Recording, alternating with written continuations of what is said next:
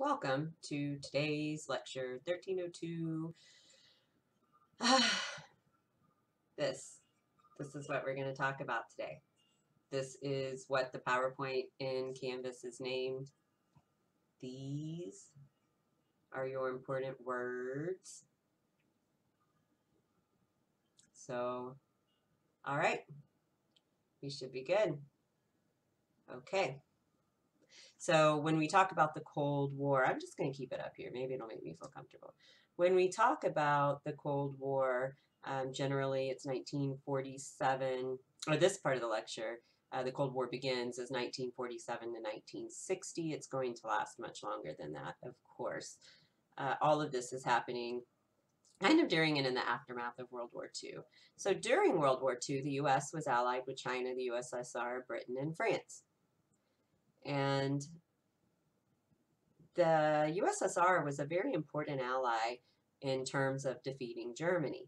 And there's this moment of optimism at the end of the war where they founded the United Nations, which was modeled after the League of Nations, which we know that the US did not join, but this is the United Nations. But the UN is more robust than the League of Nations. It's an international institution that the US does join this time. It is an international peacekeeping body that's supposed to be used to dispute, to mediate disputes. So anytime countries are arguing or not getting along, then the UN is supposed to be in place to kind of help mediate disputes because no one wants another war. They've had World War I, now they've had World War II, and so everyone wants to move away from World War. So they're looking at solutions to minimize any future global wars like that. But the allies that had come together to form the UN wanted to ensure that the UN would stay on mission, and so they created this like tiered system. So they created an upper echelon that they called the Upper Security Council. So when you have the UN, it's not just the UN. It is the UN, but there's also what's again called the Upper Security Council. And it was made of the allies from World War II, and it's important because any single member had veto power over any general UN vote. So if the UN is voting on something and one of the members of the Upper Security Council disagrees, then they have veto power. Those allies from World War II had a lot of power in the original structure of the UN. In other words, they can override a vote that has been decided on by the rest of the UN. And in 1945, after World War II ends, this made sense because these were allies. But potential problems emerge very quickly because the Soviet Union and China are both major communist powers, and they begin butting heads with the capitalist countries. So even though China and the USSR were big, important allies during World War II, and they are on that Upper Security Council, they're communist. And of course, the rest of the allies are not communist. They are capitalist. And so very early on after World War II, you start to see problems emerge because of this. And quickly, they're going to become divided. So what happens to this moment of coming together? The Cold War begins in earnest in 1947 with the adoption of the containment policy, which is key in understanding global relations during that time. And we're going to talk a lot about containment policy, so you won't be at all confused about it. And containment pretty much is exactly what it sounds like. It's not a trick word. It's not overly complex. The United States will adopt a policy called containment policy. That means that they must contain the spread of communism. They're not going to roll it back or try to defeat it. They're just going to do everything they can to prevent it from spreading to any other countries. So that's going to be what containment is. And again, we'll talk about that quite a bit as we move through the Cold War. There's no way you can't talk about containment policy. So we'll talk about that a whole lot. And so key U.S. officials outline what they believe is the best way to deal with the Soviet Union, who is led by Joseph Stalin at this time. So he believed, some of the top officials believed that the USSR would continue to view those not in the USSR suspiciously. And he advocated a long-term, patient but firm and vigilant containment of Russian expansive tendencies. Because the USSR, after World War II, absolutely does go in, and they start adding these satellite countries in Eastern and Southern Europe that are going to become part of the USSR. And so what the majority of United States officials start advocating is this idea that you have to have this slow and patient approach to containing that you don't want to, start a big global violent conflict. So what you do instead is you just try to keep it from spreading too far. And they believe that if they could contain communism, then eventually it would just kind of fade out and cease to exist. And so the idea is if they can just contain the communism, eventually it won't be an issue anymore. The CIA is established in 1947, and their main mission is the containment of communism worldwide. That's what their focus is going to be on. And right away, Truman implements the policy of containment. And one of the ways that you can see this, and one of the policies that is a direct result of containment, is the Marshall Plan.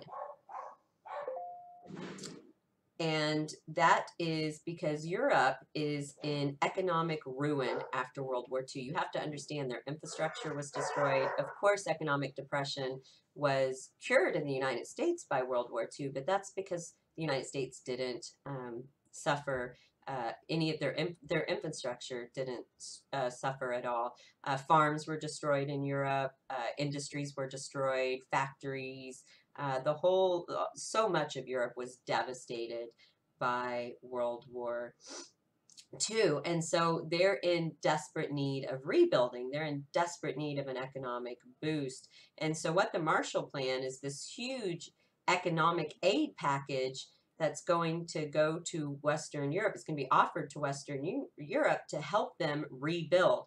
And when I say huge, it was in place from 1948 to 1952, and it offered $13 billion in economic aid to European nations. In today's money, that would be $133 billion. So that is an absolutely massive project, and it is absolutely part of the containment plan, because they're really scared that these countries that are struggling economically are going to fall to communism, and they don't want that to happen. And so they figure if they can boost them up economically, then they'll be less likely to give in to communism. And that if the United States helps them and gives them money, they won't look to the Soviet Union for any sort of assistance. And so that's one way that they tried to contain communism. This was also elaborated with the Truman Doctrine, where the U.S. would aid any government that was threatened by a communist takeover. So if there is a country that has a potential communist takeover looming, the United States will, in several ways, offer them some sort of assistance.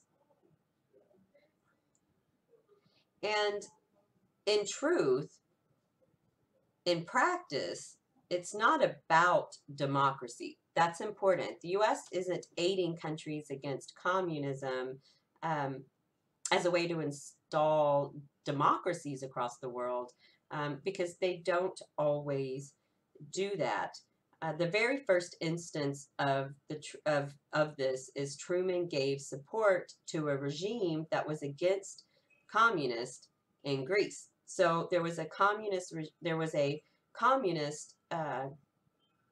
government that was trying to install itself in Greece, which had been a monarchy, not a democracy. And the United States supported the monarchy over the communist that was potentially taking over in Greece. So what I mean by that is the United States will support any government regardless of how democratic or undemocratic that government may be, as long as it's not communist. So many times throughout the Cold War, you will see the United States take sides with very authoritarian figures, with monarchies, with brutal regimes, with dictators. But as long as they aren't supporting a communist system, then they will support any other system over a communist one. And we'll see that over and over again. And the essence of the U.S. policy during the Cold War is absolutely contain communism by any means possible. The U.S. is focused on Europe in particular. They want to keep communism out of Western Europe. After the war, the USSR had already expanded their influence. And so they wanted to stop that spread before it hit Western Union. It's very heavy, or Western Europe. It's very heavy in Southern and Eastern Europe. After D-Day, the USSR invaded Germany, and when the war was over, neither side was in a hurry to leave the places that they were occupying. And so Poland, Czechoslovakia, Romania, etc. These places had the Red Soviet Army in them already, and they stayed. And they helped install communist governments in these countries that already had the Red Army present. And so in 1955, you get the Warsaw Pact, which creates the Soviet bloc as a way to protect itself from outside threats from Central and Western Europe and the United States. Germany itself was cut in half. So you have half that is communist, the Eastern German part, and then you have the democratic Western Germany. And in 1949, NATO was formed as a group that was going to form against communists. And the continent of Europe is split between two alliances that hate each other. Allies that liberated together during World War II are now in two camps that cannot stand one another and are setting up policies specifically to keep the other in check. Communism isn't in Western Europe. That's important. It's in Asia, and it starts in Korea. So Korea is going to be invaded by the Japanese in 1910. It's going to be held as a Japanese colony until World War II. And Korea in the south is liberated by the U.S. Army, so it's capitalist. But in the north, it's going to be liberated by the Soviets. And so North Korea becomes communist, and it's divided at the 38th parallel, and it's divided as two different countries. Eventually, they will reunite, or the belief is that eventually they will reunite, but it doesn't happen. So communism is in Asia. Of course, China has a communist revolution, and you have fighting between the nationalist and communist parties there. The U.S. backed the nationalists in China, but in 1949, the Communist Party is successful in seizing power, and this is a big blow to containment because China is such a large country with such a high population. And the success of China and the China Communist Revolution emboldens North Korea to try to unite all of Korea. So North Korea comes in and says, okay, we want to unite the entire country and we want to do it as a communist nation. And so that happens in 1950. So you have communist North Korea that invades South Korea, and this initial phase of invasion, they are almost victorious, but then the UN intervenes.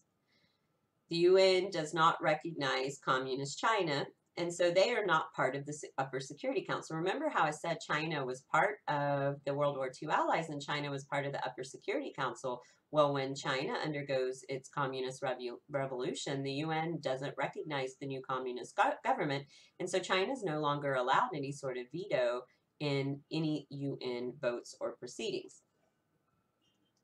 And so the USSR and China both have lost a lot of their sway in the UN. The USSR boycotts in response to China not being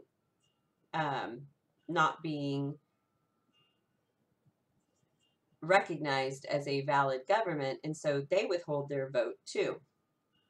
And so there's no veto to prevent South Korean aid. So the UN counterattacks and they push back North Korean forces. And you have communist China that is going to intervene and send troops to the border to push back South Korea. And you have UN forces that are trying to push back North Korea. And so you end up with the Korean War. And at the end of the day, it ends right where it started for the most part. Maps during the war remain, however, no end was really ever declared, but they felt successful in their implementation of containment because even though they weren't successful in changing North Korea, and even though nothing changed during the Korean War, what they felt like they were successful in is the fact that North Korea wasn't able to take South Korea. So it was still a success because they were still able to contain that communism in the northern part of Korea. The logic of containment plays out in a lot of very weird ways. The regime in South Korea was very corrupt. It was full of repression.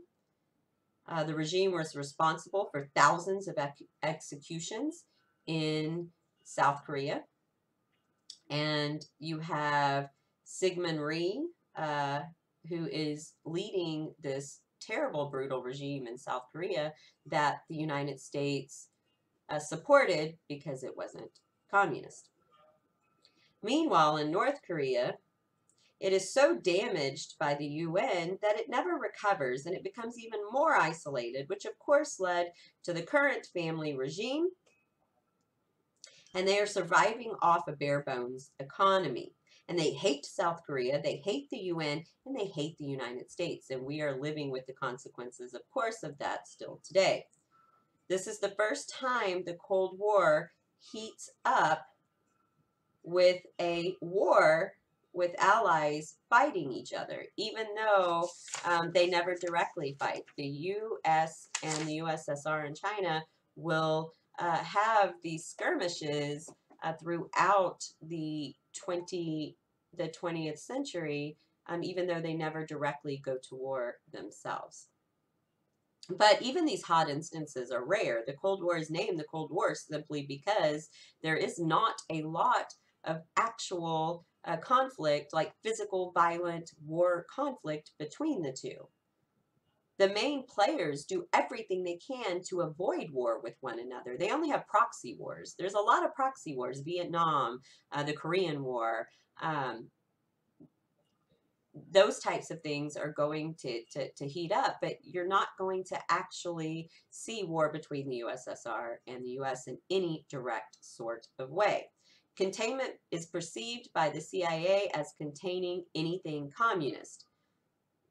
And so in 1951, Iran is going to democratically, I have to put the emphasis on that, democratically elect Mohammad Mossadegh, who is going to then nationalize the oil fields.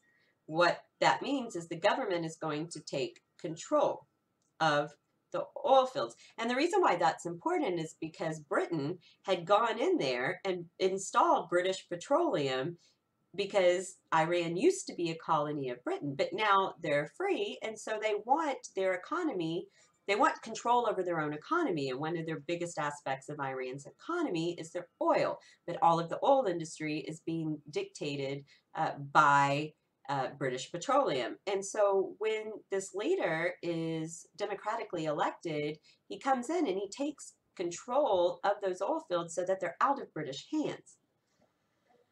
This upset British Petroleum, and so they begin to pressure the U.S. to do something about it and saying that this is a socialist communist regime that's taken control in Iran. So the CIA, the United States CIA, engineered a coup d'etat and puts the former royal family, a monarch, back in power.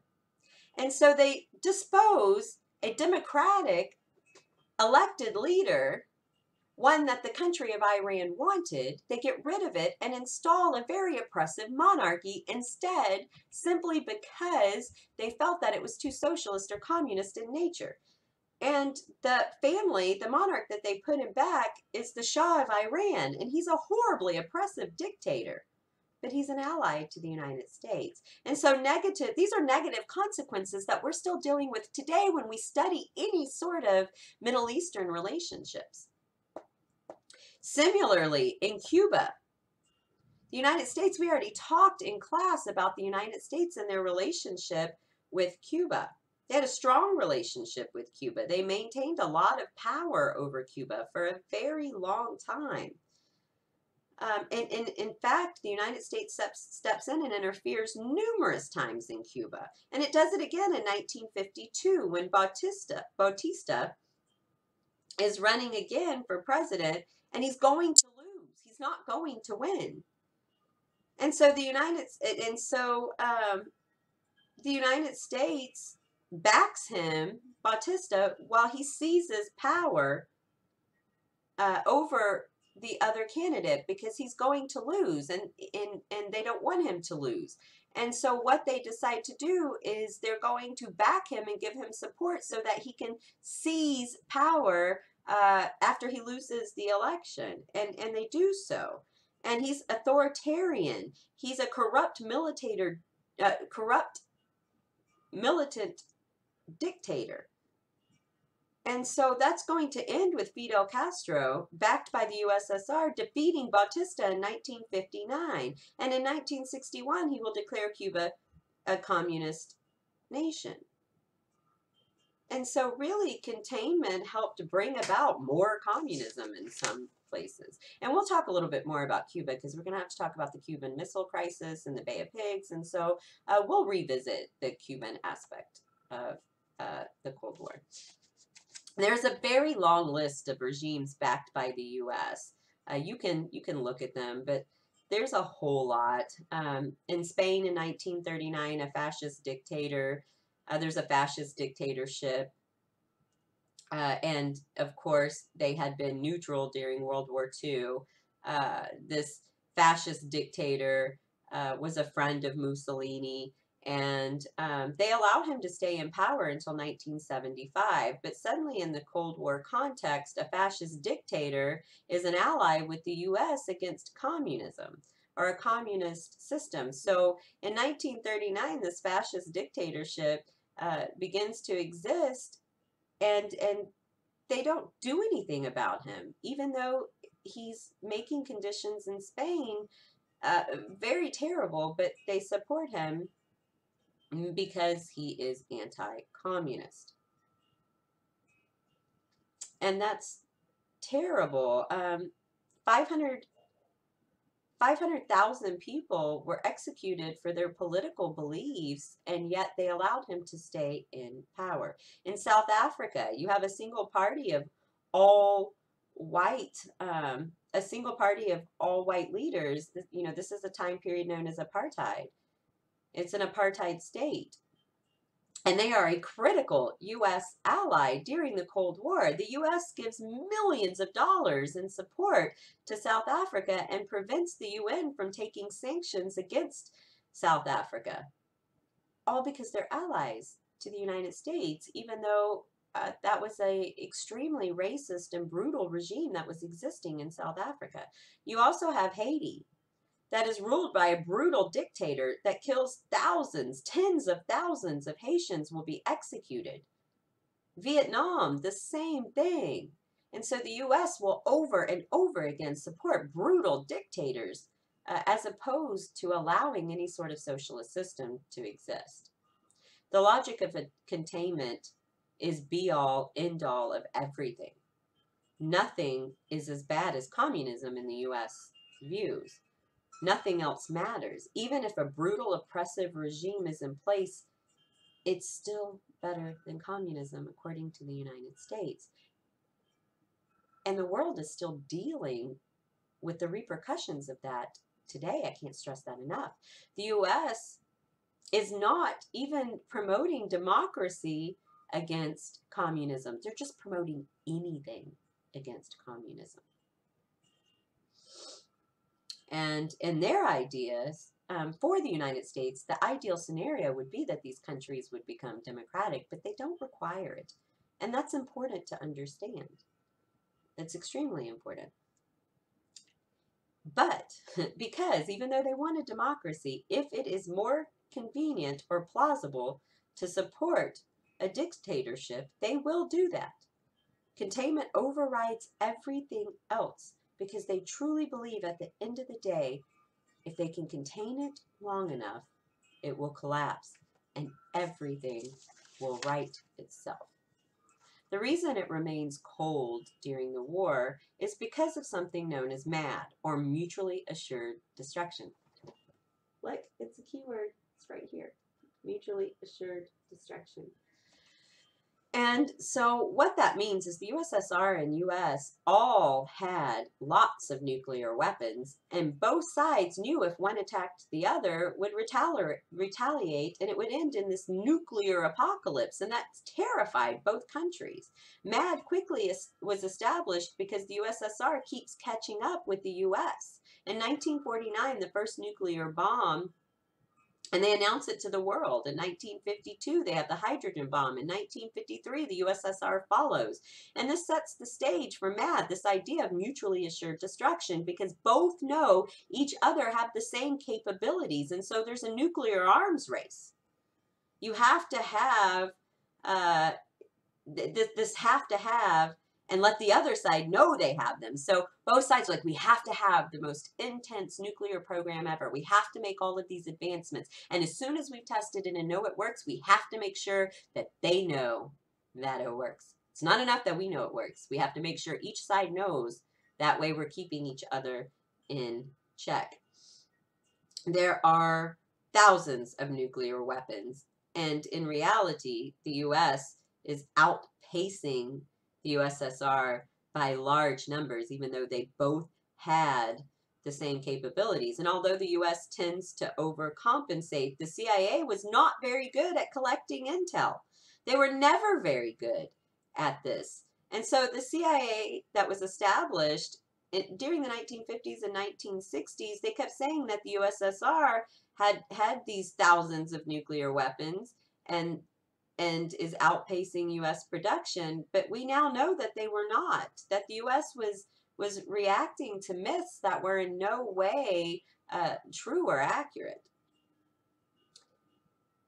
And so they are showing each other what they have, and the easiest way is through nuclear tests in public manners. So both sides begin to do it. There is a fabulous video on Google that you're going to go watch. The link is in your PowerPoint. And if you're, for some reason, watching this and not in my class, you can look at it too. It is on YouTube, and it is a time-lapse nuclear detonations, like nuclear tests, and you can Google that, and it's absolutely weird. It's like this crazy 80s beeping. I can't really describe it but for my students, you're going to pause right here, you're going to go watch it, and then you're going to come back. Or again, if you're not a student and you think you can find it, then go watch it. It's fascinating. And what it does is basically it reinforces the idea that the nuclear arms race is a pissing contest. There's really no other way to say that. It's almost like they're having a conversation. When you watch this video, it shows the globe, it shows a global map, and it shows uh, each country in the world doing their nuclear test, and they make it very public, and so you can absolutely track those, and it's like they're having a conversation back and forth, and there are thousands upon thousands of these nuclear tests. Like, they just escalate. They're still happening way later than I feel like they even should be, and they're doing them in the ocean, they're doing them in deserted areas, they're doing them all across the globe. France gets in on it, Great Britain gets in on it, all these different countries around the world are participating in this in this arms race, and participating in this conversation that you can very plainly hear when you watch the time lapse video. You can also see this manifest in the space race. There is this desire to corner the market in technology, to gain strategic superiority. So in 1957, you have Sputnik, which is a satellite. It is a Russian satellite, and it didn't do much. It didn't do a whole lot. They sent the satellite up into space, but it was proof of concept that the USSR was capable of launching satellites before the USA, and this created a sense of panic in the United States. And so they believed that if they could launch Sputnik, then they would be able to create missiles and weapons that would reach the United States very quickly, and it really scared the U.S. administration. It creates very unreasonable panic. And so the U.S. had always been a step ahead, but now it looked like the USSR had overtaken the race. And so the USA developed NASA in response, not for the benefit for science, but for military reasons. And now there's going to be a race to the moon. And not for the greater glory, not for science, not for any of those things. Instead, it's a race to the moon for military advantage. There was this idea that if they could get to the moon, they could create some sort of military structures on the moon that would give them this great strategic advantage when it came to military. And so that is what they try to do, is race to the moon. And of course, in 1969, there is the moon landing in the U.S. There's other outcomes too. You have international ballistics. All of this will be a result of this push for landing on the moon. And what you have as a result of all of this, which is very important, I can't stress it's important enough, is the creation of the military-industrial complex. The Cold War led to the creation of the military-industrial complex, where you have public and private ownership that is going to develop new technology simply for military advancement. And these advancements will end up in the public sector eventually, but all of these new technologies will start in the military sector because they want military advantage in the Cold War. So the budget increases dramatically. Some of the things developed are satellites, computers, the internet. Eventually the internet was, first the internet was created as a way to keep in contact between in this arms race and in this Cold War. It was a way for the military and all military units to be able to stay in contact with one another. And of course, now all of these things are utilized by consumers, but they weren't created for consumers. It was used with a military budget. It was created as a military advantage 100%. So all of these things with military applications eventually filter down and make their way into or to the consumers. So the technology will trickle down. Companies can then profit off of selling these technologies to consumers, and it plays a significant role in the economy. It's military Keynesianism. Remember, we watched the horrible video on Keynesianism, a word I still have a hard time saying. And so the government spending is acting as a stimulus, and it has played a significant role in the economy ever since. Right now, Trump has used that military in some ways. He needs to do it more, but he has started using that military industrial complex and the law surrounding that as a way to convert several factories and industries into medical equipment production. In times of need, the country can shift all of its production, before it shifted its production to World War II goods. And right now, currently, we're looking at shifting that production in that military industrial complex, turning it and focusing it on medical aid, building temporary hospitals, ventilators, protective equipment, all of these things, getting them in and mass produced in the same network. And so it still plays a pretty big role. And it also plays a really big role because military industrial spending is still the largest part of our budget, of the U.S. budget. Since this conversion to since the creation of the military industrial complex, a significant amount of government spending is military spending. It's not even close. It is the largest amount of government spending. And it didn't happen prior to World War II. It happened during the Cold War, and it's continued into today. It is a significant sector of of all of our economy. And companies that exist as a result of this are Boeing, IBM, and so on. They take in federal dollars to develop new technology for the military. Then that technology trickles down to consumers, and it's all helping the U.S. economy pump. It's increasing deficit spending and in the short term. And in the 50s and 60s, the economy is booming in this post-war era, and it is in part due to military spending. And so that's all we have for today.